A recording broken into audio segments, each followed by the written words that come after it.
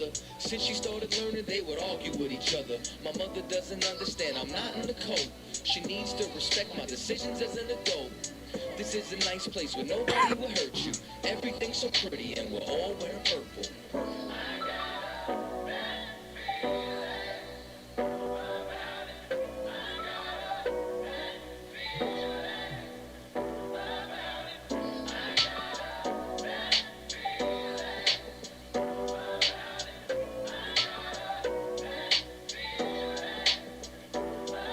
It's been a few months, she found a man of the Lord, one who's steady in the word, always sharpening his sword. Stimulates her mind so she never gets bored. Talks to her like a princess and never like a whore. Got her thinking that there's more than only getting the draws. He's such a gentleman, always opening doors. Took her on a date, paid for everything in the stores, from dinner to Michael Kors. He's like, have it, it's yours. She can't believe it, it's all but a dream. Everything is beautiful, all peaches and cream. She says to herself, I'm happy I joined this group. It makes me feel good, I finally found the truth. These other groups always talking about polygyny, but I found a real man who says he's only into me. What a nice place where nobody will hurt you. Everything's so pretty and we're all wearing purple.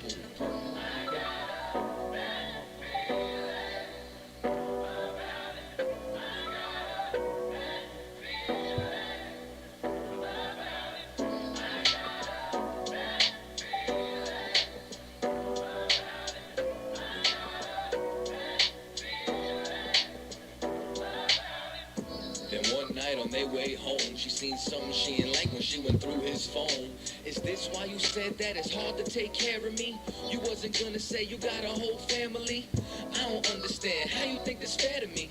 I've been sharing you, but you ain't been sharing me. Why won't you answer me? But he's thinking carefully. He tried to calm her down, don't get hyped. Couldn't diffuse the situation and they started to fight. He made a wrong turn, then a left and a right. Now they was in a wooded area with not much light. How did all this go wrong? It was such a good night. Said she's gonna tell the bishop out of anger and spite. He said it's not a good idea to cause me this much strife. You should have told the truth and every lie got a price. But if it comes down to my wife, it's gonna be your life. Good night.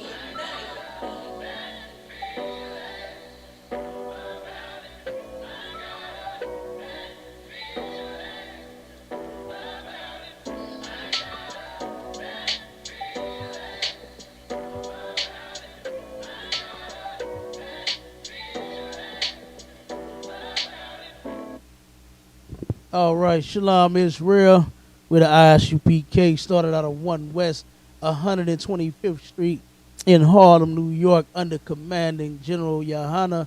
Y'all know what it is. Y'all know what it do. You know where we at? You understand? Oh, let me see. Tonight we got the for questions, comments, or to listen live, you can dial 712-832-8330.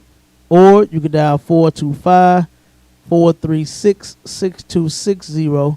And the access code for both numbers is 825-1636. All right. And if you're on the conference line, you can take your phone off of mute and say Salakia or excuse me, and we'll get right to you. Let's see. The next upcoming food drive is going down this Friday on April the 16th, 2021 at 1 o'clock from 1 to 3 p.m. Make sure you are here right outside of our school. Again, the address is 5261 Delmar Boulevard. And you'll see the brothers and the food outside, and it's going to be going down. All right. And then we got Sharpen the Sword radio show every Sunday going down, hosted by myself from 11 a.m. to 1 p.m. All right. Make sure that you call in to that and tune in and bring your questions to that. Bring your debates to the show. Bring whatever you may have. You understand? So we can chop it up. All right. Let's see. We got any questions?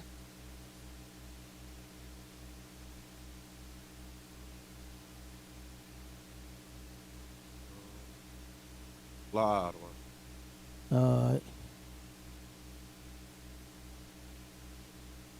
And if you got any you would like to text, if you don't want to be live over the line and want to text your questions, you could text them to 314-696-8288.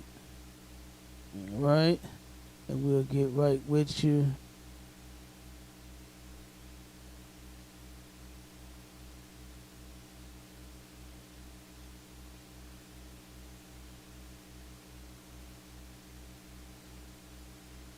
All right, we're gonna continue on, because like I said, what we're doing now is we're going over the history of the Israelites and how we ended up in Egypt, and the Passover and all of that, and the events leading up to that.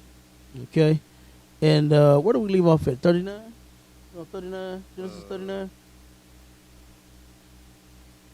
Chapter 39. Yeah.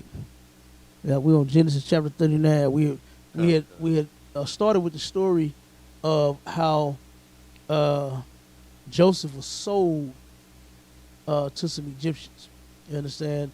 His brothers had got jealous of him, and they turned around and plotted against their brother.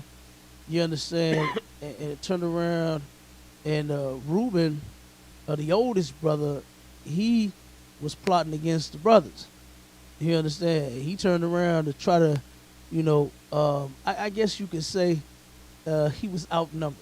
You know what I'm saying? It was more of them than him. So he knew that they was, persistent about harming their brother. So he tried to come up with a plan, threw him in the ditch. He was going to come back and get him later on after the brothers, went home, went to sleep. You know what I'm saying? But he turned around and didn't happen that way. The Midianites came through, picked them up out the hole, and they was merchants, So they was like, hey, this little nigga here is some merchandise. We finna sell him. So he turned around and sold them to the Egyptians, okay? And then that's how we ended up in Egypt, how Joseph ended up in Egypt. And now we finna get to him being in Egypt, and then, the story's gonna go on from there. And like I said, we're going to get all the way up into the Passover, You understand? It's going down April the 24th in Houston, Texas. You understand? On what is Player Street. You understand? It's on Player Street. If anybody needs any transportation to the Passover, would like to go, okay, you can call us here at 314-696-8288. And we can possibly make some arrangements for you to get down there and serve the Lord with your people. All right. All right, let's go and get started with questions. Go on and hit chapter Genesis 39. The book of Genesis, chapter 39, verse 1. And Joseph was brought down to Egypt, and Potiphar, an officer of Pharaoh, captain of the guard, an Egyptian, bought him of the hands of the Ishmaelites, which had brought him down thither. Okay, keep going. And the Lord was with Joseph, and he was a prosperous man. It said it again. The Lord was what? With Joseph. The Lord was with Joseph. That's why he kept having all them damn visions and dreams. You know what I'm saying? The Lord was with him and showing him something. Okay? Keep going.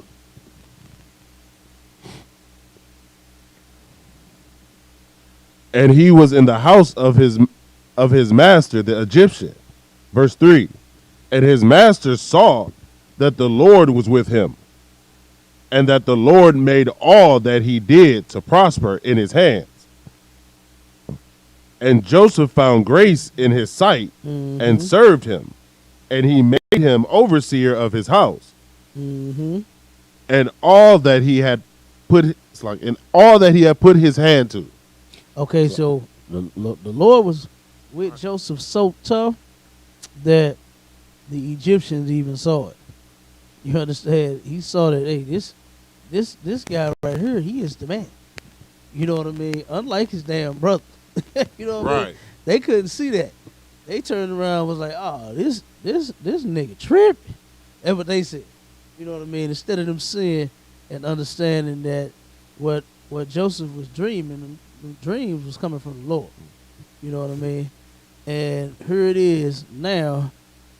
It's about to come all the way to pass. You know what I mean? But now this is just the beginning of it, to where now Pharaoh see that the Lord is with Joseph, and now he's like, hey, I'm gonna make him overseer my house. You know what I mean? So, keep reading. Verse 5. And it came to pass from the time that he had made him overseer in his house and over all that he had, that the Lord blessed the Egyptian's house for Joseph's sake. Wait a minute. He blessed the Egyptians because they Israel, the Israelites, and the Egyptians is the same. Why did it say that the Lord blessed the Egyptians' house? For Joseph's sake. He blessed it for Joseph's sake. God. To take care of his people. Yes, go ahead. And Salakia, but this is a further showing that when it's talking about, it's like what the Christians try to use and say that, oh, well, everybody will get the blessing because God promised Abraham in thy seed that all nations will be blessed. Like this. This is how they're going to get their blessing. Not they're going to get salvation. No, we're in their lands. So they're going to receive blessings for our sake. Like this is the Bible showing an example of that, right? Not you will never find anywhere where the other nations are just blessed and it has nothing to do with us. No, they're blessed for our sake, right?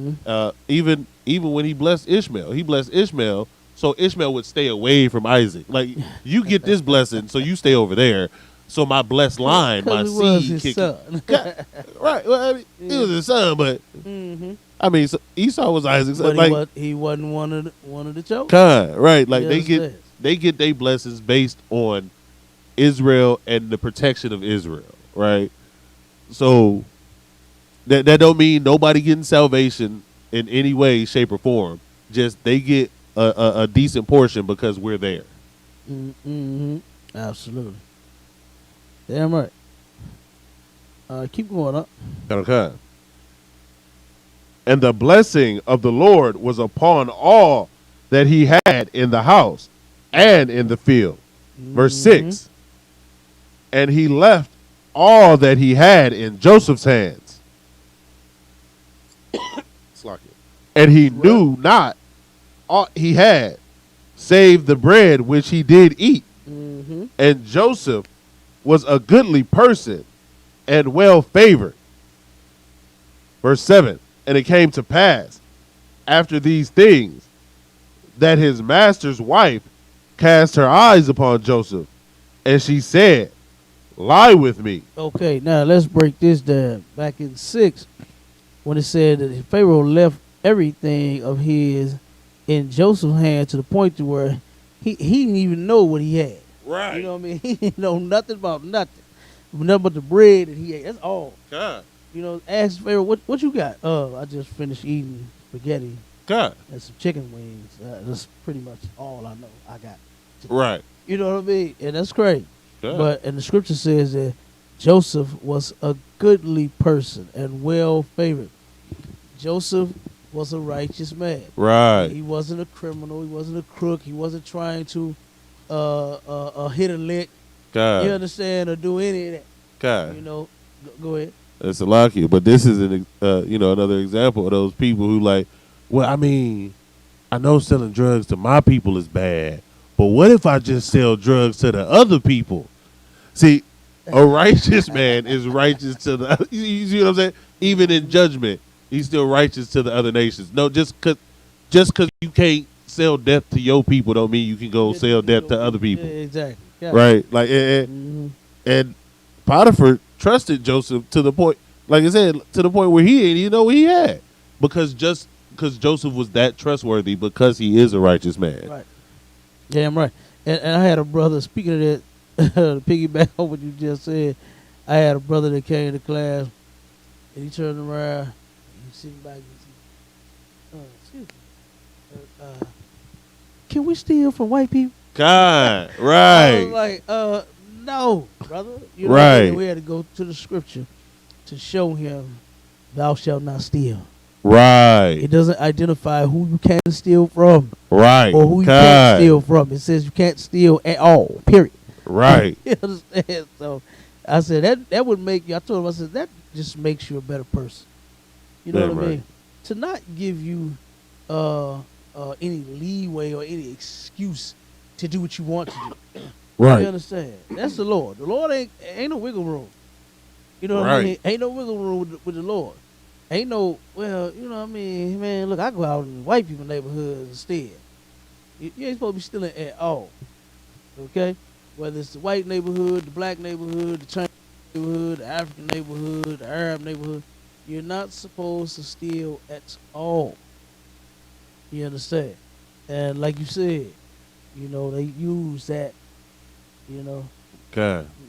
We just refuse to refrain from all evil. Right. We just gotta come up with a way to just get it off some type of way. God. You know. God. Just some type of way, man. And it's terrible that we do that. Mhm. You know, because like I said, we would be a lot stronger as a people. You know, we could turn around and make this hell a lot better. You Right. understand? If we would come together and all come up with Command Junior High and be righteous. Damn right. You know what I mean? And do what he's teaching. Man, we would have it going on. God. You know, we wouldn't be doing so damn bad out here. You know, and I just hate that our people cannot see that. You know, go ahead, Will. It's a lot here, but that's Christianity. You know what I mean? It's make an excuse. It's find a reason, right? It's well, let's find the loophole around this. So I mean, he didn't really mean we can't eat pork. Like I mean, that was for back then. They didn't know how to clean the shrimp right. See, they didn't know how to take that little vein out, so they didn't. The doodle, the strip of doodle. God. And like you said, that translates into, well, I mean, I know we can't steal from my brother, but can I steal? Like, it's that Christianity trying to find a loophole in the law Right. when there are no loopholes. Mm-hmm. Absolutely. All right. But Joseph, he was a goodly person. Yeah, right. Okay. Joseph wasn't on that. All right. Joseph, he wasn't about that life. Right. Joseph was about the life that the general was teaching you how to live. You understand? That's the life Joseph was about. Okay? Was serving the Lord, man, for real. Not as a Christian in no church and being a hypocrite and a homosexual and a thief. All of them thieves. You understand? God. Every last one of them. I remember a sidebar, but it's on top about the thief. My cousin, her old man, right?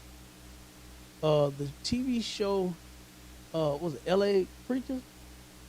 Was it this L.A. Preachers, right? Kind of something like Or that. Preachers of Kind LA, of. something like that. Yeah, whatever it was. And this TV show, when it came out, the brother, now he was locked up in prison and got him a minister's license in prison, right? And he turned around and the show came on, the commercial, right? And it's showing all this and all that. And he turned around and stood, boy, the spirit hit him. You understand? You know how Christians, when they say the spirit hit me? Right. You know what I'm saying? Boy, he got the Holy Ghost and stood up. And he said, ooh, baby, we need to get a church. I was like, oh, my God. You know what I'm saying? I was like, and you see what he's after. Right. Money. You know what I Right. mean? Because he's looking at the lifestyle. As a matter of fact, one of them was gay. What's his name? The skinny, the gay one. I mean, I'm not surprised that the pastor was homosexual, but he had some kind of scandal come out about him. One of the leading dudes on the show. I can't even think of his name. He's kind of skinny, dark dude. It was somebody. It was some gay came out about him. I can't even think of it. We had to look it up. But I mean, it's out there. You know what I'm saying? Yeah. I'm not surprised at all. He is a Christian preacher. You understand? They always got some kind of gay scandal, some type of scandal with some other man's wife or some money, all that nonsense going on. You know, they got all of that going on. But Joseph wasn't like that. And it came to pass that his masters. Slovakia, Kevin Terry. Who? His name is Kevin Terry. Is that the? When he dark skin, I think. Is that the one? I mean, it may have been several ones that was on that show that came out with something, but he ain't the top one that I'm talking about. I don't think that's his name.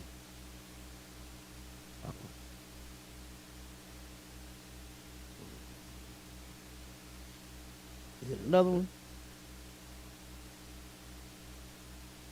I don't know why I want to say Hammond, something like that. I'm not. I know it ain't Fred Hammond. You know what I'm saying? Oh, Slovakia. I'll find it. But you talking about Dietrich Haddon? Yeah, him. Okay, What came out about him? It was a gay scandal, wasn't it? I see. Slovakia. I see he's involved with whatever with the Terry. He support him like hell. Oh, And he be in the parades and all that kind of stuff. But it was something that came out about him. I don't know if it was something about him and his wife or I can't remember. But it was something that came out about the cat to show that he's a full hypocrite. You understand? I said I can't remember if it was gay or what. But he got his. Slovakia he had a baby with another woman. Okay, on his wife. That's one. And Slovakia, But just like every supposed to have one wife. kind. You understand? And just so happened, said you just a man then. You know what I mean? Right. You just a man now. You ain't no longer the pastor and the preacher, the man of God. When that booty walk in front of you, you know what I'm saying? I'm just a man right now. You know what I'm saying? You couldn't resist. And that's something else, man. That's how you know that the Christians in the church are the biggest hypocrites ever to live. Because they always got some excuse as to why they did what they did. It's never, you know what I'm saying, they talk all of their talk, right, about the power of the Lord and having Jesus and pleading the blood and being able to move mountains. Well, why you couldn't move a little booty out your way then and not hit it? You understand? What they say, faith the size of a mustard seed, you can move a mountain, but you couldn't move some cybermetals in front of your damn mouth. You know. See, if you claim you're only supposed to have one woman, you see what I'm saying? That's just Christianity is just it's a slave's religion, man. It's a slave's religion. It's ridiculous and dumb as hell because none of them actually live by it. None of them. What's the fool name? Derek Jackson. Derek Jackson. Yeah. He's a Christian and he don't live by it. You know what I'm saying? Talk all that nonsense about a man, he this and he better be that and he better have one woman and all that nonsense he talk. And then look at him. And then he had the nerve to say when he found Jesus, you understand, that's when his life fell apart. Boy, if you don't stop it, you know, with that Christian mess, man. Yeah. I turned around and found the Lord when I left the church and came into the ISUPK. Right. Not now time sooner than that. You know, it wasn't until I came here as to when I actually learned how to serve the Lord. You know, but his masters and this these old stinky heathens for you, man. Okay, all of them would do it. Sisters got bad reputations too because they like following the heathens. You understand? But naturally, our sisters ain't like that. When they in their right spirit, they ain't like that. They ain't like these heathens. This heathen's a whore, married to the Pharaoh. Like what you with the man? You with the man? They own every. That's why people you gotta understand, boy. Money don't mean nothing. Sex don't mean nothing. If your broad is evil, boy, she's evil, and she'll do whatever against you. It don't matter about how much paper you got. Look at all the rich guys that turn around and get cheated on. Right. That's all you say is you want a man with some money to take care of you, and you getting taken care of beyond belief, and they still go out and cheat. Like Allen Iverson, his wife. That man made records amounts of money. Darn. And slept with his goddamn cousin. He come home finna kill his wife and his cousin, man. You know what I mean? Terrible. You know, but hey, when you're a whore, hey, it don't matter. Money don't matter. Sex don't matter. Nothing matters but what the whore wants to do. Her kids don't matter. Her family don't matter. You understand? Nothing matters to a whore. All right? And this is what Joseph ran across. Okay? She turned around, seen this strong young brother, and had to have him. All right? Keep going. Verse 8. But he refused. He did what? He refused. He did what? He refused. Joseph refused, man. You understand? That's a real nigga right there. Right. You understand? To turn around, even though this person is a heathen, he still ain't even finna deal with her. Even though this ain't, technically this ain't your people that, you know what I'm saying, that's approaching you. Hey, Pharaoh, he ain't nothing to me. He ain't none of my brother.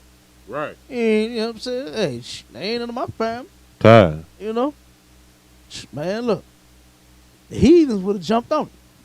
God. One of the heathens would have, hell, probably, whoever else worked for the Pharaoh probably hit it already. You understand? Probably hit it already, man. But he refused. Keep going. God. And said to his master's wife, Behold, my master wotteth not what is with me in the house, Mm-hmm. and he hath committed all that he hath all that he hath to my hand. There is none greater in this house than I, neither hath he kept back anything from me but thee, because thou art his wife. How then can I do this great wickedness and sin against God? There you go. You understand? Why I said Joseph was a real nigga. This is why the Lord was with Joseph. Look at what he just told this heathen. You understand? Right. First he broke it down and said, look, man, my master, he don't know nothing about nothing going on around here. He put it all in my hand. Right. You know?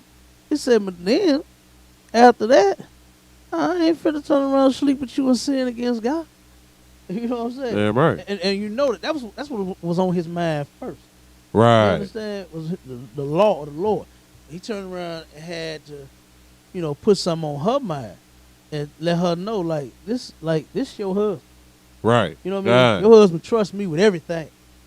You understand? And guess what? He gonna be able to trust me with his wife too, because I ain't touching her. Damn right. You know what I'm saying? He gonna know that I ain't touched his wife. God. You know? And like I said, Joseph was a real nigga, man. Real niggas don't sleep with other men's wives, whether they're heathens or not. You know what I mean? It don't matter. Okay? Right. Keep going. Verse 10.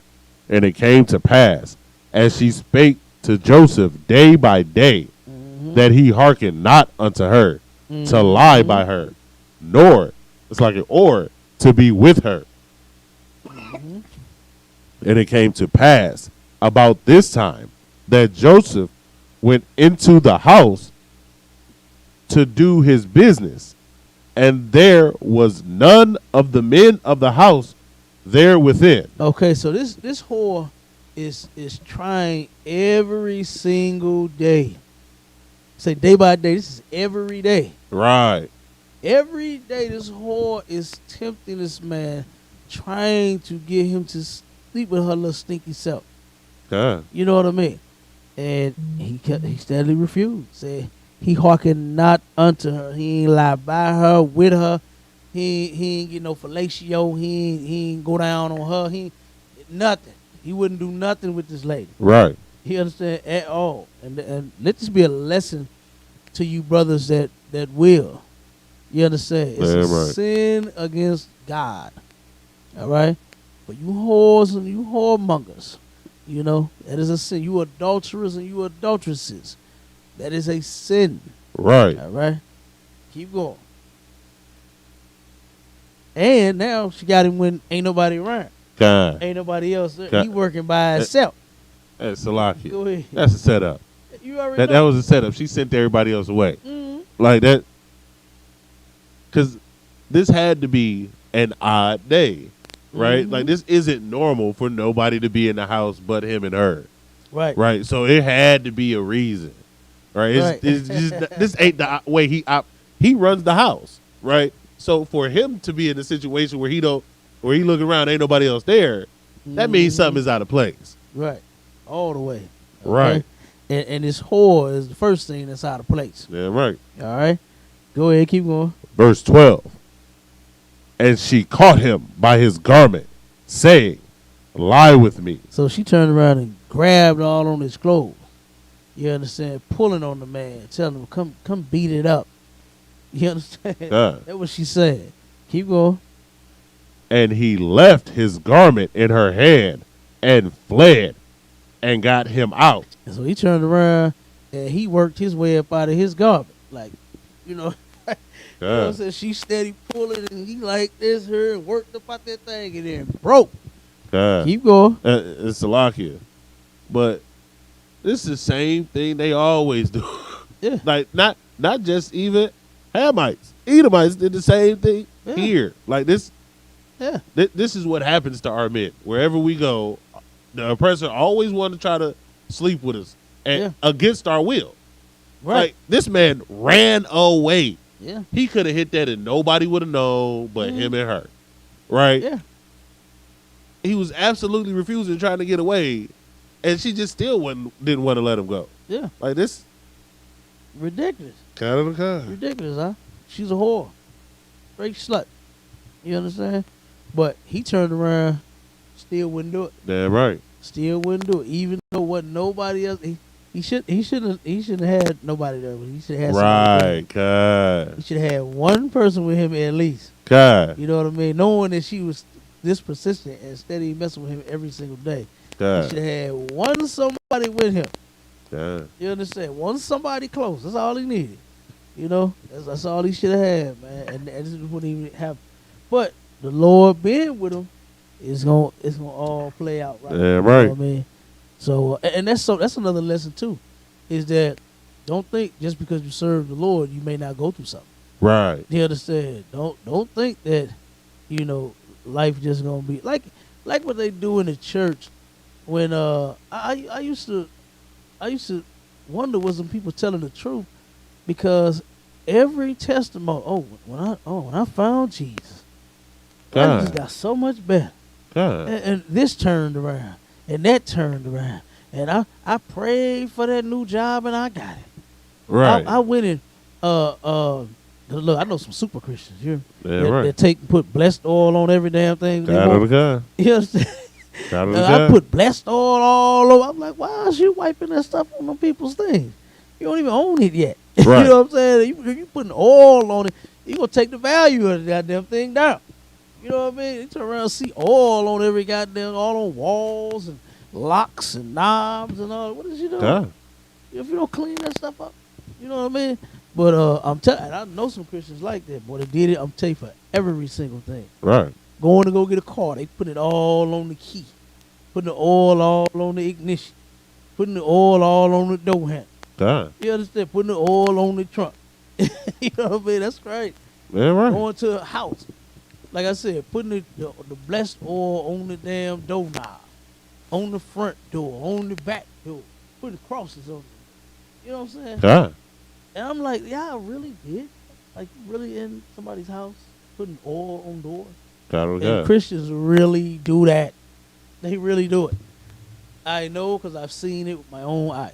And every testimony was just such a beautiful testimony. Right. It was like my life was in shambles. But when I found Jesus, oh boy, everything turned around. And I was like, man, these people got to be glad. Hey, you know. Right. Who the hell just come on. This life just no, everything is right now. But then, when I actually saw the people, you know, saw on the inside, it wasn't so goddamn blessed at all. You know what I mean?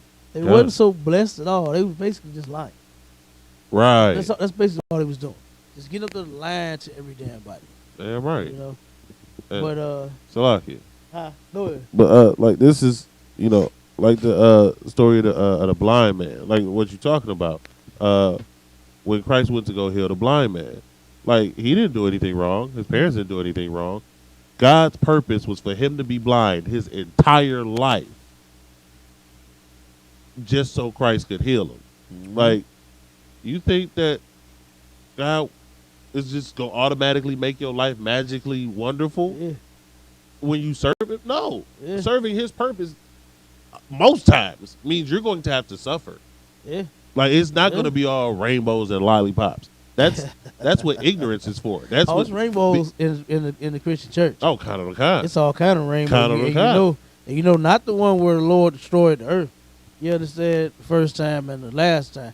It's that kind. You kind of the kind. As you say, the hated it once. Kind of the kind.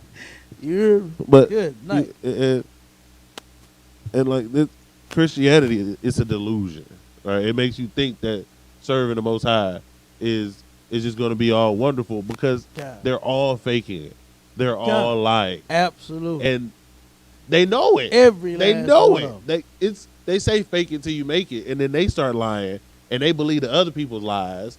So they getting jealous over one person's lie, Right. and so now they got to one up them with another lie the next week. It's a big show. Kind It's of a the big kind. show. That's all. Kind of the It's a kind. big show, man. You know, and it's terrible that they like. I mean, because honestly speaking, it's better on this side to me. Yeah, right. You know what I'm saying? I've been in church and seen all that nonsense, heard all the songs and the dancing and the praying and all and it never worked. God. It never worked for the very people that claim, oh yes, you talking to somebody who know how to get a prayer through. I said, what make you so goddamn special? So where the Lord just listen to you and grant your every damn wish. You know what I mean? God. I was wondering, and like you said, all they was doing was just lying. Right. It was lying. You understand? This is like, for instance, this is so funny. It's a sister that three brothers I grew up with in the world, right? They aunt, okay? She's oh my God, she is the biggest Christian in all of the city of St. Louis and the state of Missouri.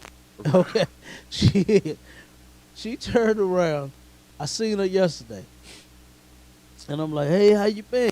Oh man, and she started talking that Christian mess. And I said, "Lady, look, don't start that." You know what I'm saying? Don't start that. I said, "Cause you know how we get." You know what I mean? Cause she lived in one of the buildings that I got a contract with, right? God. And she turned around and thought she knew the Bible so bad. She said, "Man, look, I can show you what I'm talking about. I can show you. It's in the Bible, right?" So I said, "I listen." So we went in the break room. You know what I'm saying? Went in the break room, just me and her, right? And she pulling the scriptures, and boy, turned into a choir rehearsal real quick. God. She jumped up, got to shouting and singing. I said, "Okay, it's time for me to go now." I said, "You was doing fine when you was talking to me, Right. We was having dialogue, right?" I said, "But now I got to go."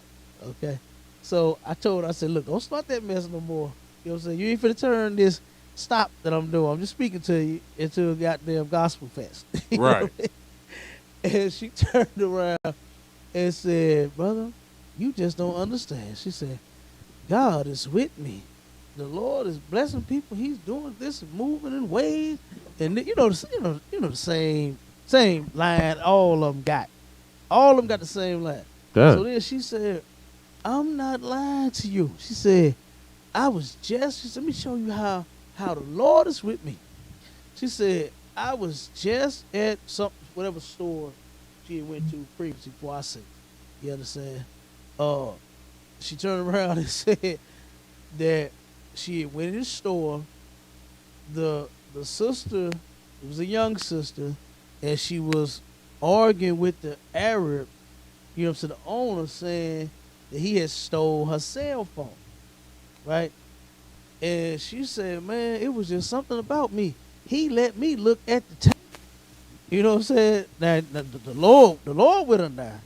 It's just something about her. The Arab man told her to come behind the counter and begged her, "Please look at the video. I did not steal this woman's phone," right? So she thought that was God stepping in, right? Right. So the Arab said, please, he said, lady, where did you come from? Maybe you left it somewhere else. And this and that, right?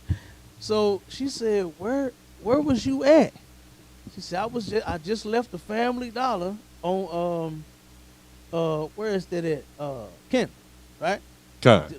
Right there, Ken and Marlon King. Kind. She said, I just left the Family Dollar.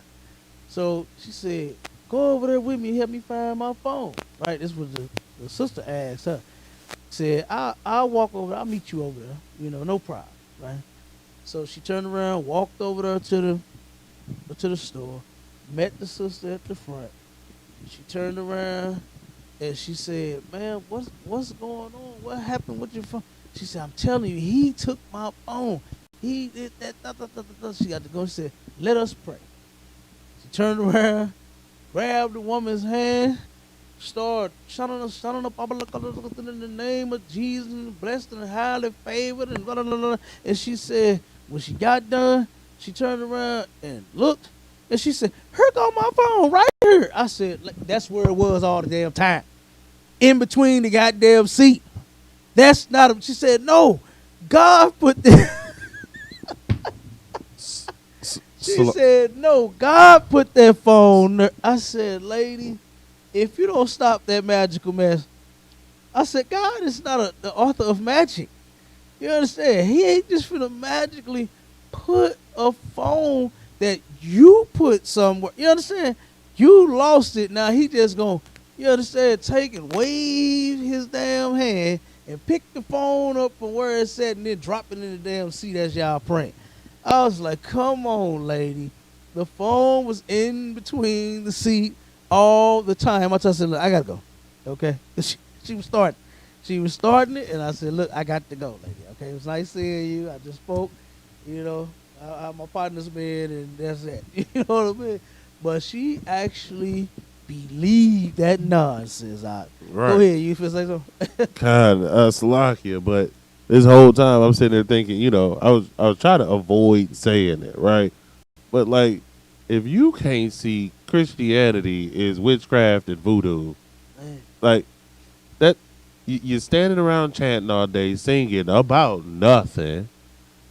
You listen to one person's life story the whole day, and then you believe that you can chant magical words and telephones teleport to your location. Right.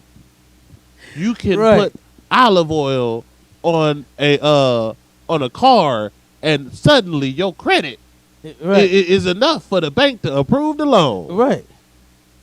Right. And don't forget the ones where they put the divine transfers and you went to sleep with $0. Matter of fact, you went to sleep with a negative balance in your account, but then you wake up with 100,000. You understand? And then don't even know where the money came from. All that nonsense, man. Them all lies, man. Right. You know what I mean? And then that sister sat there and told that big bold-faced damn lie, talking about God put the phone right there. No, he did not. This young lady just thought she had it with her, and when she didn't have it on her, she accused the man of stealing it when it was actually in between the damn seat the whole time. Go ahead. If God is with you, then why you accuse an innocent man of stealing from you? No. The Christian didn't accuse her of stealing. Him of stealing. It was the young sister. That's who phone it was. It was a young sister in the store with her. So Slovakia, so she magically teleported somebody else's phone. She got a prayer through to God. Okay. God, Slovakia, that makes more sense. Yeah, God teleported the girl in the phone, on the store phone, into the girl in the store car. Understand? Like, so you with me now? You got it. So it was just say I don't know if there was anyone else in the store. I'm with you. It was those three: the Arab, the owner, the young sister, and the Christian. Okay. So and the young sister is the one that lost her phone. Slovakia. So this ain't had nothing to do with the Christian in the No, first it had nothing place? to do with She the just Christian. involved herself. Yeah, she involved herself. Yeah, because the Arab begged her to come back behind the counter. See, it was God all along. See, God turned around and said that your enemies will be at peace with you, and your enemies will ask you to come behind the counter and view the camera. You know what I'm saying? So she turned around and looked at the camera, saw that he didn't pick up nothing. You understand? While she was there, okay, she explained to the young girl that, no, baby, I just looked at the camera. Your phone's not up or nowhere. He didn't take nothing. He didn't pick up nothing. He stayed behind the counter. I saw it for myself. Now let us go to Family Dollar and pray. And then God gonna put your phone over in your car at Family Dollar. You know? Now, if God was really with her, he would have teleported the phone and she would have went outside and told, hey, your phone is in your car between your seat. Right. Go get it. Not walk over to Family Dollar and say, let us look. That's all she had to do in first, was just look for her damn phone. That's all she had to do, was look for the phone. And she would have found it before she even accused the Arab. Right. You know what I mean? She just thought she had it, and she tripped, and she didn't. You know? That's possible. I mean, you moving and grooving and, you know, doing what you're doing all day. You think you got it in your, you know, your purse, or on your hip, on the clip, or, you know what I'm saying, in your back pocket. Most of them put them in their back pocket. Right. You know what I'm saying? And she got all that meat back there, and hell, the phone squeezing. You sit down, the phone squeezing out your goddamn back pocket. You know what I mean? And turned around and found it on the side of the seat. And she said, that was God.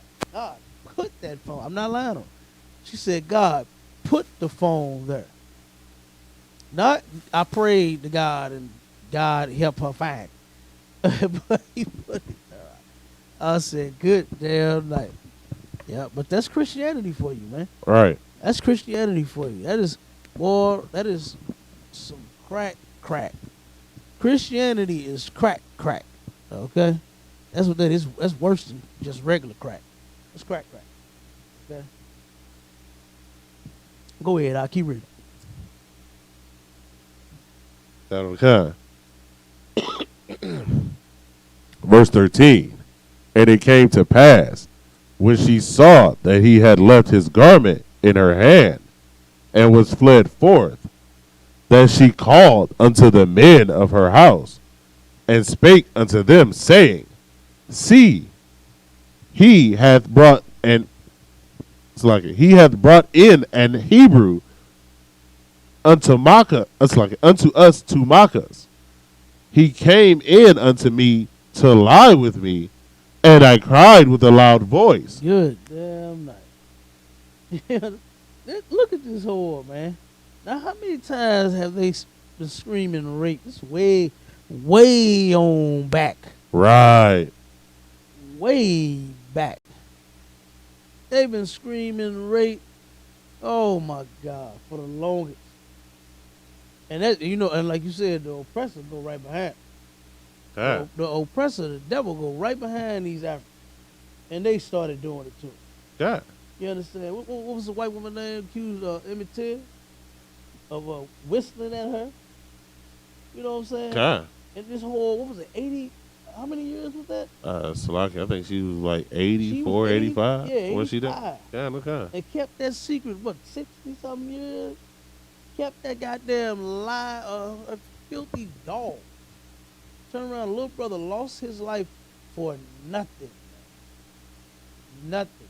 Behind some whore. Here go Joseph. He's a goodly man according to the scriptures. Righteous brother, man. He ain't on that. And this whore, this heathen whore, plotted against him because he would not have sex with her. Right. And look at what she's saying.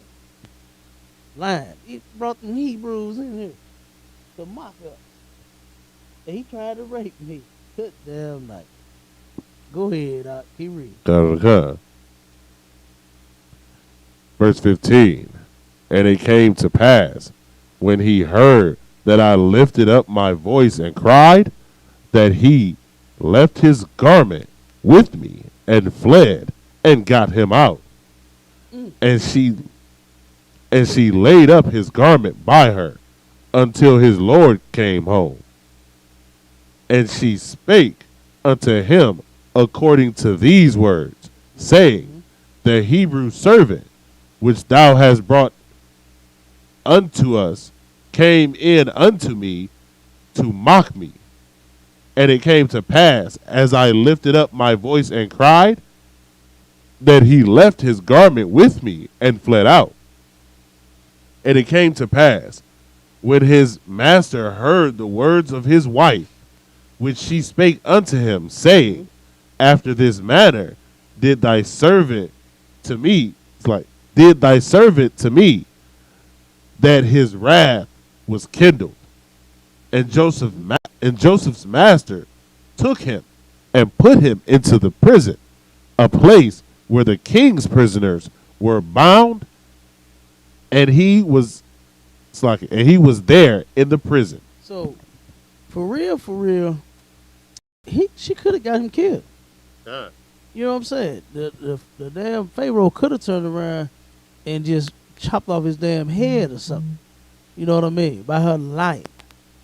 You understand? By her lying. But the Lord gonna work all this out. Keep going. God. Verse 21. But the Lord was with Joseph, and shewed him mercy, and gave him favor in the sight of the keeper of the prison. And the keeper of the prison committed to Joseph's hand all the prisoners that were in the prison. And whatsoever they did there, he was the doer of it. Mm-hmm. The keeper of the prisons looked not to anything that was under his hand, because the Lord was with him. Mm-hmm. And that which he did, the Lord made it to prosper. Mm-hmm. Okay, so now he the keeper of the prison. God. You understand? He the man. God. He the man. Oh, yeah, you might have did that, bro. But hey, you good work. Okay. God. Okay. Salaki. But like, you know, and this is a trait, you know what I mean? If our oppressors had less pride than they did, you know, like the Egyptians did back then, they didn't have as much pride as the Edomites do. But this is exactly what would happen. Because let's be honest here. Every time we go to a new slavery, we the best workers in there. Like we could leave one slavery and go into another one at the bottom and be running everything in the next 2 weeks. You know what I mean? This is just a characteristic of an Israelite. Right. You know what I mean? Like these are characteristics of our people that we still have to this day. You know what I mean? Especially when we righteous and we not a thief. You know what I mean? We're trustworthy and we stay to our word. But there's almost no business in this country we can't run. You know what I mean? So, God, like this is just that trait. Like when we get somewhere else, they like, yeah, we gotta let them do it because they know what they're doing. right? The Edomites came over here. Yeah, we can't plow no fields. We can't grow no grain. Let's go find these people because they're the best at everything that they put their hand to. Yeah. And get them to run everything for us. Yeah, absolutely. And here he is prospering in prison. You understand? Right. He's prospering in prison. It said that the keeper of the prison looked not to anything that was under his hand. Meaning, he turned around and he would have let Joseph walk across the gun line and he wouldn't even thought twice about it. Right. You understand? You know how they say, hey, you at the gun line, boss. He'd have turned around. Joseph would have walked back and forth past that thing 100 times and he wouldn't even look for him or nothing. Because he knew he was coming back. You understand? He knew he was going to be doing the right thing. And it said because the Lord was with him and which he did, the Lord made it to prosper, man.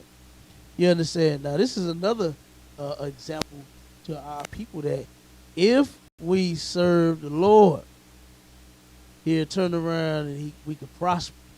That's in the scripture so many times. You know what I mean? To where if we would get outside of our damn self and them sinful desires of ours and those filthy lusts, you understand, and just serve the Lord. You know, he can turn around and make us prosper too. All right. Keep going. The book of Genesis, chapter 40, verse 1. And it came to pass after these things that the butler of the king of Egypt and his baker had offended their lord, the king of Egypt. Mm-hmm. And Pharaoh was wroth against two of his officers, Okay. against the chief of the butlers and against the chief of the bakers. Mm-hmm. And he So the chief of the butlers and the chief of the bakers, these are the men that he put over the butlers and over the bakers. The chief, the head honcho, we'll say. You know what I'm saying? right, And they offended him in some type of way. So now he putting them in prison. You understand? right, He just mad at everybody. He just throwing everybody in damn jail. Mad at Joseph for nothing, wrought for him, put him in jail. Now he mad at the damn butler and the baker, the chief butler, the chief of the baker, put them in prison. He put everybody in damn jail. He ain't gonna have nobody working with him in a minute. Everybody gonna be locked. Go ahead, keep reading, brother.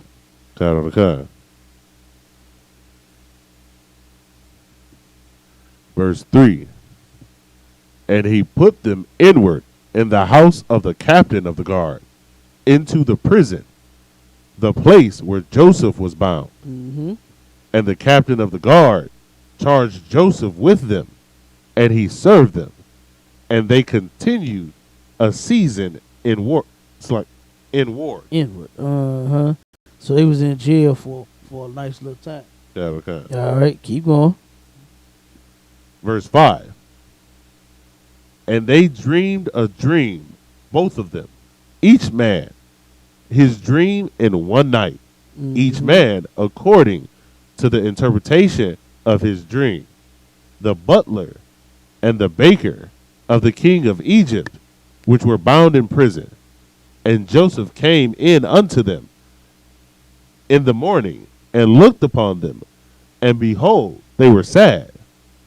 And he asked Pharaoh's officers that were with him in the ward of his lord's house, saying, Wherefore ye look so sadly today?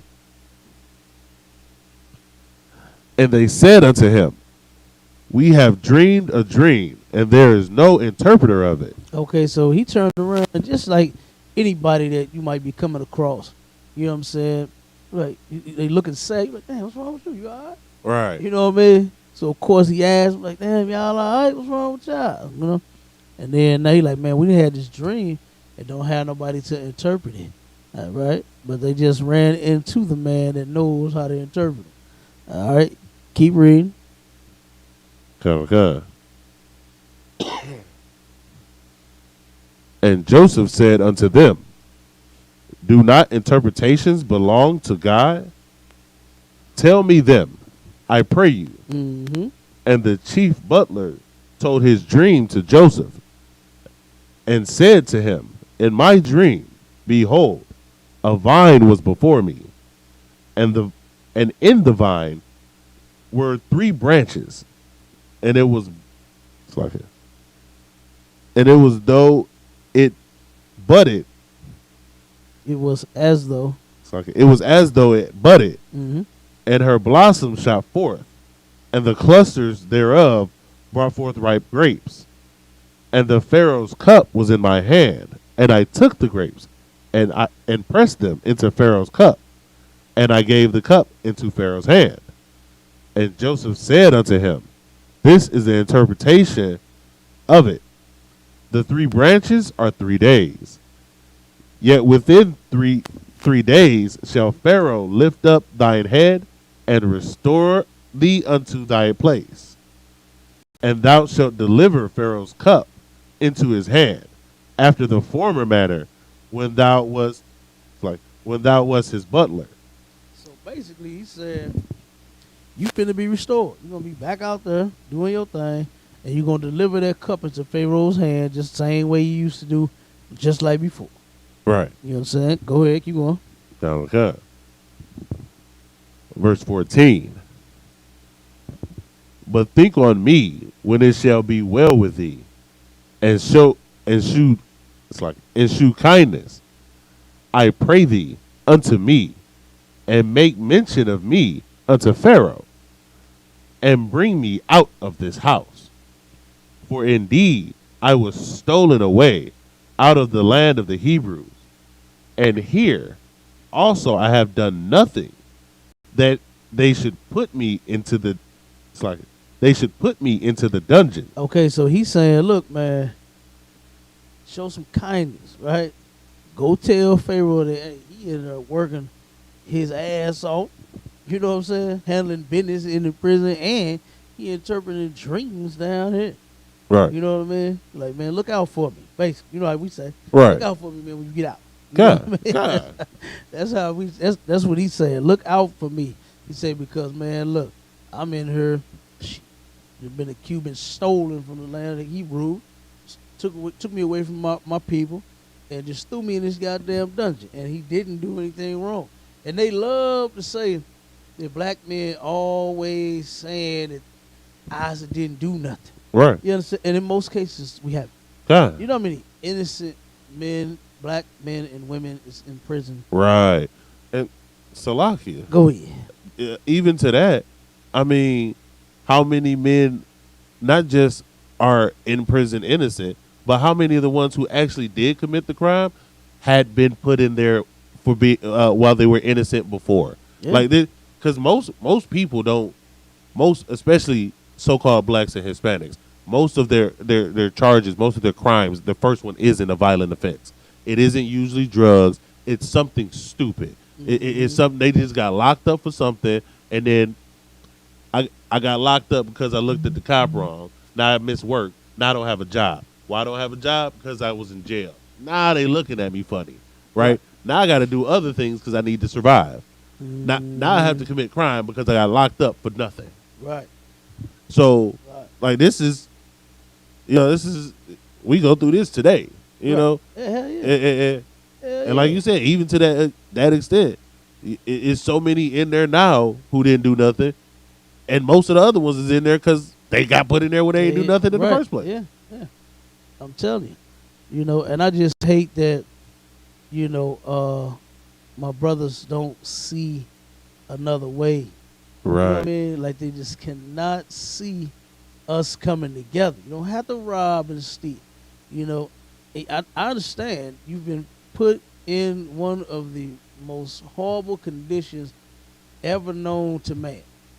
You know what I mean? I understand. I get it. But if we come together, you don't have to steal. You know what I'm saying? Right. You ain't got to rob nobody. You ain't got to get out there and sell nothing. You ain't got to use what you got to get what you want. We could turn around and take care of each other. I mean, man, it made so much sense to me what Commander Junior Honda was saying that I jumped right on in here. You know what I'm saying? Just think about having brothers and sisters to help you do things versus you trying to do it all by yourself. Versus you trying to, if you lose a job, hell, you got brothers that you can count on. You know what I'm saying? The way you ain't got to worry about losing your house. You got to worry about, you can't pay the electric and you can't buy no food. You got to worry about that, man. When you a nation and when you together, them heathens, they understand that concept. It's like it was only black folks that Hispanics and Native Indians, we've been so damn destroyed, we just don't see coming together with each other. Now we will fight and argue and debate and lie and die to join the goddamn oppressor. Now that we will do, to join the other nations, to claim you're African. You know what I'm saying? Right. To claim that the Edomites is going to be in the kingdom of heaven, kicking it with the rest of us. You know what I'm saying? They willing to do that. They willing to do that. But when it say come together with your own people, like what you said in the debate, you know what I'm saying about the debate, when the brother, he did not call black men. Right. He refused to do that. Right. You understand? But he called everybody else black Africans, we all Africans and all that nonsense. God. No, the hell we not. You understand? You can't tell that we all want nothing. You know what I mean? Because they are who they are. They know who they are. They believe it. They're not like you. You understand? They believe who they are. You can't convince nobody else on the planet that they all Africans. Like, Right. you know what I mean? Even though everybody was in one place at that one time, we still wasn't all one damn people. You understand? It wasn't all one people right there like that. You know, because if it was, they wouldn't even have identified Abraham as a Hebrew. You know what I'm saying? He wouldn't have been called, oh, that's the Hebrew, Right. if we was all the same and all one. You know, so that theory right there is crushed as well. But let's get back to it. Keep reading. Okay. Verse 16. When the chief baker saw that the interpretation was good, he said unto Joseph, I also was in my dream. Boy, look, you'd have thought the warden came out and signed his goddamn release papers. Right. Man. He got so happy. He like, what? Wait a minute. That's what his dream meant. Let me go tell him mine. He jumped in line for it. Keep going. Hey, it's like it real quick, man. I'm excited about actually knowing our history now. Right. You know what I'm saying? To know that we ain't just come from just a line of crackheads and, you know what I'm saying? Right. We just dope fiends and you just whores and all of that. You understand? Our history is, we got some good history. You know what I mean?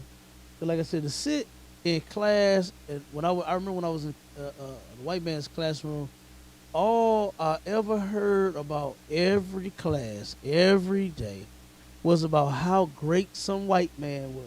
Right. Going around and robbing and killing and stealing every damn thing. But then when it came to my people, it was just, you was just slaves. You know what I'm saying? That's all they taught us. And then they made sure that they played roots. That was something else that got me too. Trying to teach us the slave part of our history. You know what I'm saying? Right. So that's all we was. God. And they used to they used to roll that little TV cart. They used to roll them in the goddamn class, put them up there in front of the board, turn the lights off, and pop that damn the tape. So even before it's DVD, the tape collection, the VCR, of roots, and pop each damn thing in and but we had to sit there and watch them all, man. We had to watch them all, and that was them just trying to keep us in the mindset of being a slave. That's all you are. You're just a slave. This is your history right here. Right. You was getting beat. You was getting raped. You was getting lynched. You getting burned. That's it. That's all for you. You wasn't nothing else before that. And that's terrible. And it's so terrible that we still even sitting in these classes, got our kids learning that nonsense. Instead of all the teachers coming together and buying the school. Right. You understand? These celebrities, man, got all this paper. Buy a building. Build a school. God. You understand? They said LeBron, didn't he build one? Lie. Huh? Lie. Oh, he just sending folks to college. Well, he's sending people to college, but he has what's called the I Dream or something like that, some type of academy in Cleveland.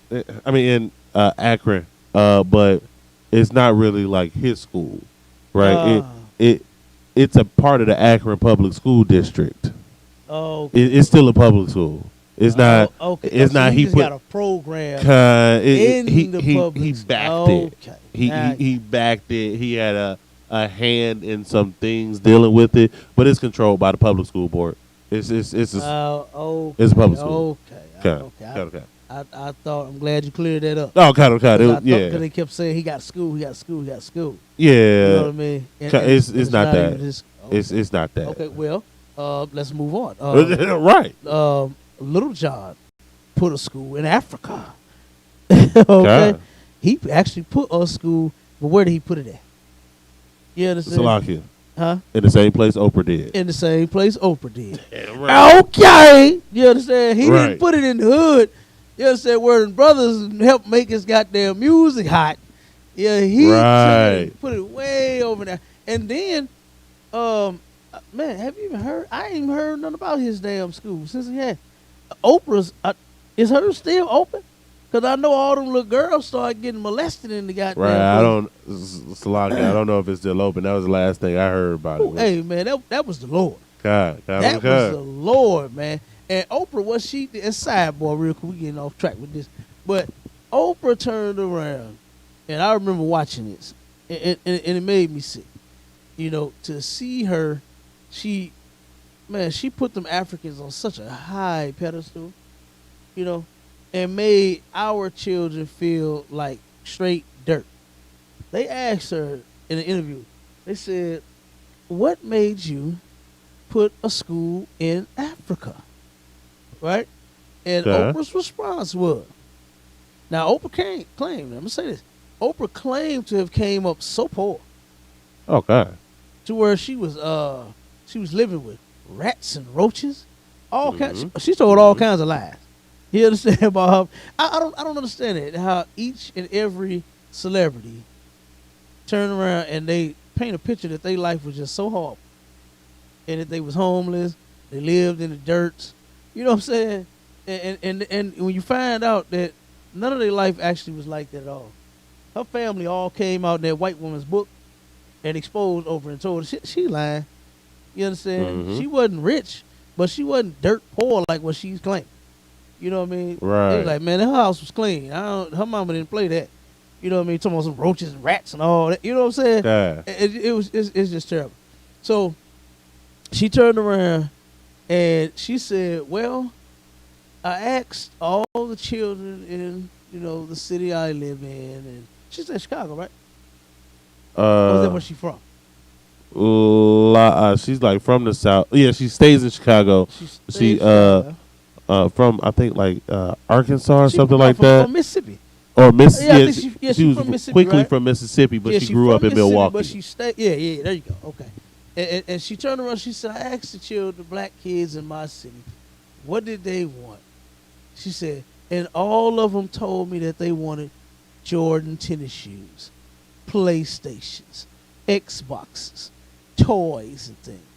She said, but when I went to Africa and I asked those children what they wanted in Africa, they just told me that they wanted a school to get their education. And that's why I chose. I was like, man, I could have, boy, if touchscreen was the screen, if she'd have felt me slap her, you know what I'm saying, through the touchscreen, I'd have slapped Oprah's damn face, man. She turned around, and it's nothing wrong with them kids wanting nice things, wanting the game, wanting Jordans. You understand? I mean, hell, we dress the best any damn way. There's nothing wrong with our kids throwing on some J's and, you know what I'm saying, some jeans and a nice T-shirt looking all good. Ain't nothing wrong with that. You know, but hell, what do you expect poor kids to want? You know what I'm saying? They going to school. They you know what I'm saying, they sitting in class. So what else do the hell they want? They got books. You understand? They got the damn, the English class, and they got the school that they go to. They getting lunch checks. They still get those out. Okay. Think about lunch checks. They're getting lunch checks every day so they can eat. They don't want the school. They want the other things that they don't have. You know what I'm saying? And Oprah made them kids feel so bad, man, I'm sure, because it pissed me off. You know, go ahead, Ward. Salakia, but like, I refuse to believe Oprah's that stupid, right? She's proven herself to be very intelligent with her business moves. And you don't get to be as wealthy as she is and be that dumb. Right. You mean to tell me you, Oprah, internationally known billionaire, was flying to a country to meet a group of children, and you mean you don't think that those adults told those children what to say? That was scripted. You walked in and they said they want a school because that's what their adults told them to say. Like you asked the kids in Chicago what they wanted. Yeah, of course you get an answer that kids say. These kids over there weren't asking for a school, just like the kids over here weren't asking for a school. Mm-hmm. The adults over there told them to ask for a school.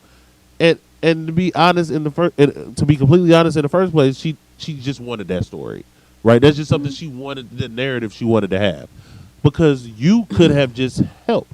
You didn't have to ask them I anything. was just Why are you asking a child what they want? Just about to say that. I was waiting on you to get done. I ain't think you was finna say it. But we one body, so I should have known it was coming. Kind of the I was kind. gonna say the exact same thing. Why you even ask them what they want? Right. Just give them what they need. Right. You say they needed a school. You wanted to put a school somewhere. Then just do it. God. Go ahead, finish that. Oh, that's where I was going with it. It's just, you don't ask. I don't ask my. You think if you ask your child what they want for dinner every night, it won't be nothing in your house but bubble gum and candy. Come on, man. You already know.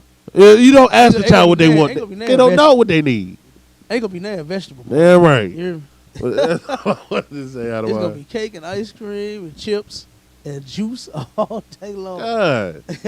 But I said that. I was like, you know, after listening to that, why even ask the kids? Because you already know what kids want. Right. They want toys. They want shoes. They want, I mean, damn. You know what I mean? Like, come on. You know, and like I said, man, that right there, that was terrible. You know what I Right. mean? And that's what our people do. Instead of putting that money into who else? 50 Cent. 50 Cent said his goal was to feed, was it a million Africans? Wasn't it a million? That sounds close to I right. think something like that. Yeah, he has some ridiculous number to where he wants to go to Africa and feed the goddamn. He want to feed 1 million of them. Why ain't you feeding 1 million of your own people, man? And that's nonsense, man. That is nonsense. You understand that them oppressors let them get that mess off because you can't help your own people. Salakia. You cannot help your own people once you get paid. Go ahead. Salakia. He went to Kenya and Somalia, and he pledged to provide 1 billion meals for hungry children over 5 years. 1 billion meals for African children. Right. Not nobody in the very city where you grew up at. You know what I mean? Yeah. Them little poor brothers that's coming up trying to be like you. Right. All the rap stuff you rapping about, being a criminal and all of that. You understand? Yeah. They're trying to be like your stupid ass, and you don't even at least try to show them a better way. You understand? And feed 1 billion of them. You know? That's ridiculous, man. That is ridiculous. You know? But we can go on and on and on forever, and we would never be done about how everybody that has become a celeb turned around and went and did something for Africa. Right. That's what they do. God. That's what they do. That's how you know that's nonsense. That's how you know we not African. God. Because the rich of our people will go and help another people instead of their own. Right. That's how you know we the Israelites. That's how you know we the lost sheep of the house of Israel. Because nobody else has done that. The Africans ain't took and did nothing for the Negro. Right. And we're going to get to it in the story to where it was even a sin to even sit with us and eat with us, man. It was a sin for them Africans to even sit with us. Right. And guess what? It should be the same way today. Damn To where, right. guess what, man? You have? Oh, okay, bro. Slide over. You understand? Go sit over there. That's how we need to do them right now today. Right. Instead of trying to embrace them as if we want. You know what I mean? When they, like I said, they don't do that to us. They don't come. They don't come and try to join us. They will jump in your inbox and try to scam you though. Right. That they will do. Sidebar, one more thing real quick I say about the Africans. I brought that up. I was watching this documentary where this was a devil, right? Mhm. A devil fell in love with a Hamite boy, with an African, right? And they was online. It was something about the. It wasn't titled, you know, the dangers of online dating, God. but that's what it was. That's what the topic was. God. God. And she had met him online, right? And they went through all the communications. They put everything out there, Mm-hmm. you know. And this white man, whoever was, interviewing her, you could see it in his. He felt so sorry for his sister. You know what I'm saying? That little stinky white woman, he felt so bad for her. You God. could tell how he was talking to her. So he was like, but can't you see that you're being played? You can't see that this guy has no intentions of ever being with you? I mean, 2 years of communicating back and forth and you've never seen him other than a picture? You know what I'm saying? His heart was, I'm telling you, he's about to pass out. He gonna cry in the car, right? He gonna cry in the car, I'm telling you. Okay. He turned around and she had broke down after, it kept going because they was like, they did this. They turned around and she said, well, I thought he loved me. He told me that he loved me. And I believe he wanted to marry me and have children. And I believed him, right? So then they, like I said, they going through all the communications, right? And they showing where he's playing Mr. Nice Guy. Okay. Right? And playing lover, right? And then it flipped to, he said, he started asking you for money. She said yes, right? This African hit her for her entire life savings. He said, look, I need money. I'm building a studio. He's supposed to be a rapper. Y'all can't even talk. And he's supposed to be a damn rapper. You understand? Man, it was something else he wanted to do. Something else. And he hit this devil for over $400,000. And then they hit him with the other side of him. He said, did you know that he bought a Mercedes Benz? You know what I'm saying? Look at his new vehicle. He like this. The Hamite on the picture with the keys in the car behind. He laying all on that mug like this. Kicking. He drive. Look, I can't remember what kind of shoes he bought, but he out buying $300 and $400 shoes, jewelry. You hear me? Expensive shade, Versace shades, and he getting it out there. He's showing her all of these pictures, right? He like, look, what he scammed you. He robbed you. He did this to you. And all that white woman could do, she did like this. She just put her head. He said he loved me. He said he told me he's gonna marry me. And he was looking like he wanted to, to hell with it. You know what I'm saying? That's why that's how he was looking like he wanted to do it at that point. And it was nothing else they could do. But that Hamite robbed that white woman, boy. He got her good. Okay? He got her good. And hit her for her life savings, man, over $400,000. And he's getting Benzes, Versace, shades, belts, what's the Gucci belts?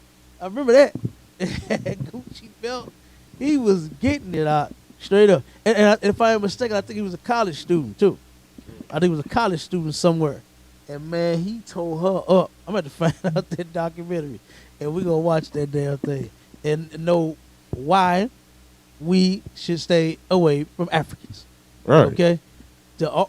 We should separate from all the other nations of people. Damn right. Not try to be joined together with none of them.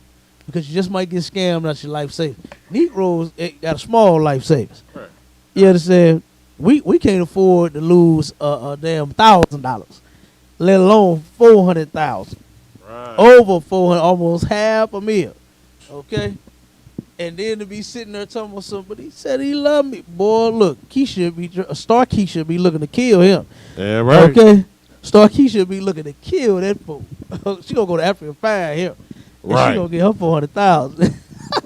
Hey, well, man, I'm telling you, that's all they good for. That's all them Hamites is good for, is scamming people. You know what I'm saying? I mean, I wouldn't. Right. And as you see the story of Joseph, where it landed at, you understand, dealing with any of them. Look where it ended. Look where OJ ended up at. Right. From dealing with a white woman in prison. You understand? I believe to this day that white man killed her. You understand? Okay. What was his name? Remember the dude's name that she was sleeping with? So, like, Kato Kaler? Huh? Kato Kaler? Whatever his name. Yeah, the one that was living in OJ house. It was supposed to have been her friend or something. How did that go?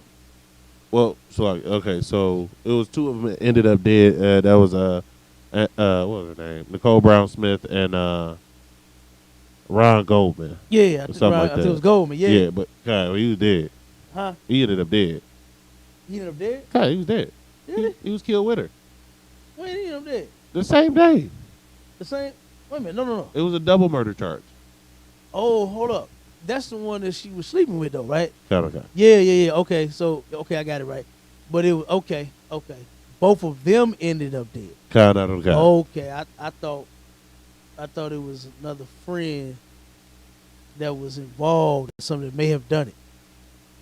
Oh, Do I get that part of the story right? Partially, but it's it's a lot of it's a lot of stuff There's around a lot it. of damn mess. Kinda, And guess kinda. what? If you don't, and he had a beautiful wife. That sister was beautiful, man. He had a beautiful little black family, Right. and left that for some trash God. that was sleeping around with the friend she moved in with. Oh my God, you know what I mean? And then guess who was by OJ's side during his trial? So His ex damn black ass wife. right. You know what I mean? And then he turned around and got out of prison and got another white woman. He still ain't learned nothing. He still ain't learned nothing with his dumb ass. Go ahead, I'll finish reading. God. Let's get back to the topic. I was also in my dream, and behold, I had 3 white baskets on my head.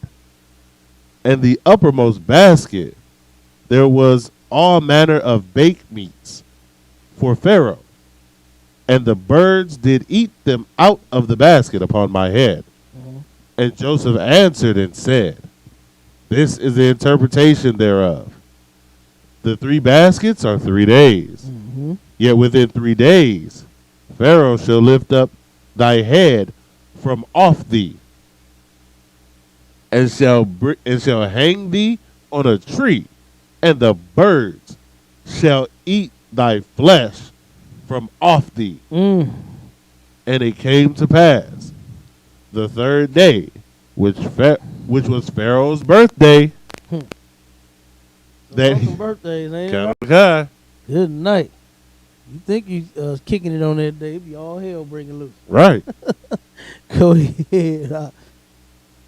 That he made a feast unto all his servants, and he lifted up the head of the chief butler and of the chief baker among his servants. And he restored the chief butler unto his butlership again, and he gave the cup into Pharaoh's hand. But he hanged the chief baker as Joseph had interpreted to them.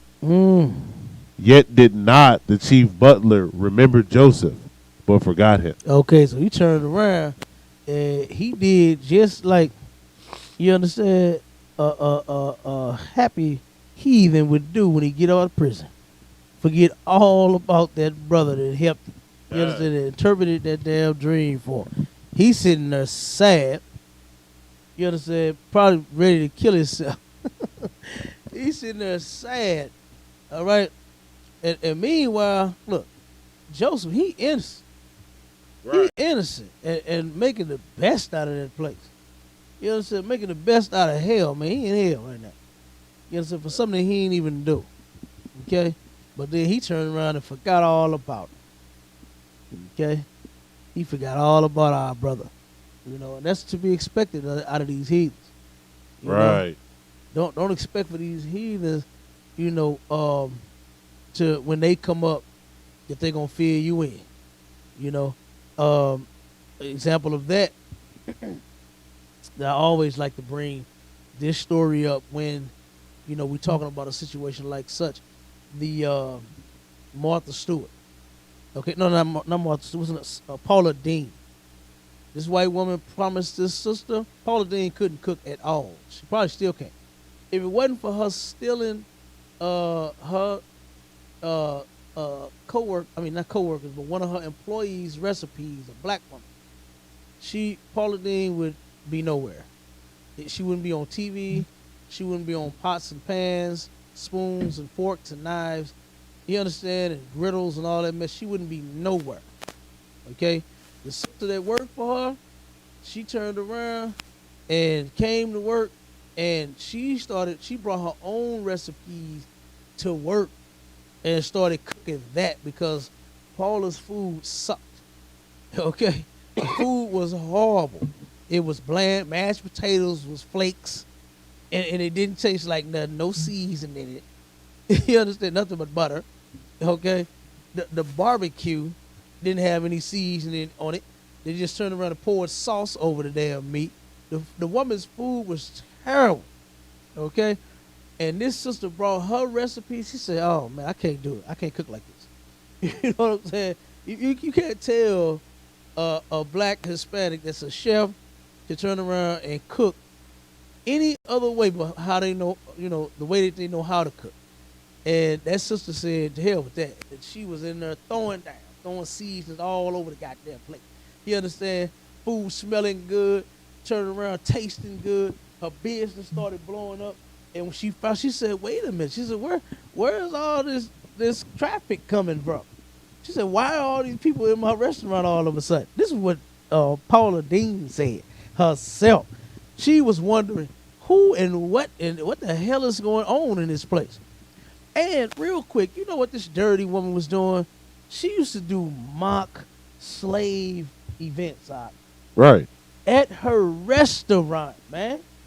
To show you how slimy these people are.